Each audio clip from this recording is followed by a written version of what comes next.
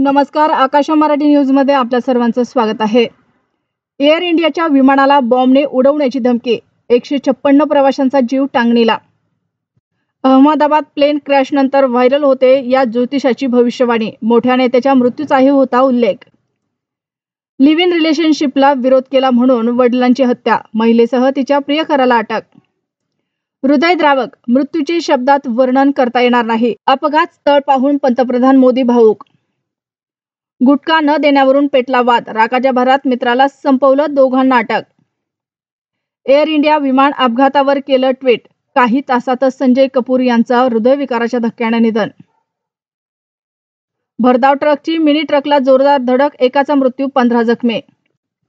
156 प्रवासी घेऊन जाणाऱ्या एअर इंडियाचं इमर्जन्सी लँडिंग, बॉम्ब धमकीमुळे खळबळ।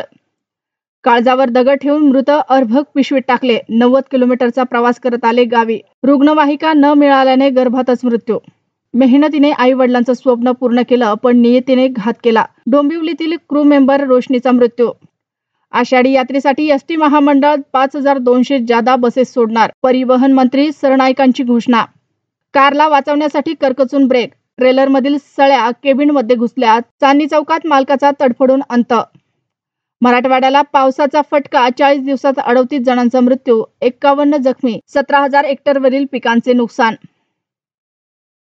इमिग्रेशन कटकट, रुद्रसाठी 1000 पाऊंडचा भरणा, पण मृत्यूने बोलावून घेतलं, नागपूरची लेक सासू मुलांसह मृत्युमुखी। जावेवर चिखलफेक करणाऱ्या प्रियाचा सासऱ्यानेच वाचला गुन्ह्याचा पाडा, किडनॅप, मुलानेच पोलिसांना गप्प करत सायलीला सोडवलं।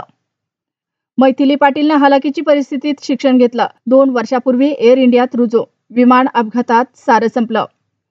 अशाच नवनवीन बातम्या पाहण्यासाठी आमच्या आकाश मराठी या न्यूज चॅनलला सबस्क्राईब करा। बातमी आवडल्यास बातमीला लाईक आणि शेअर करा।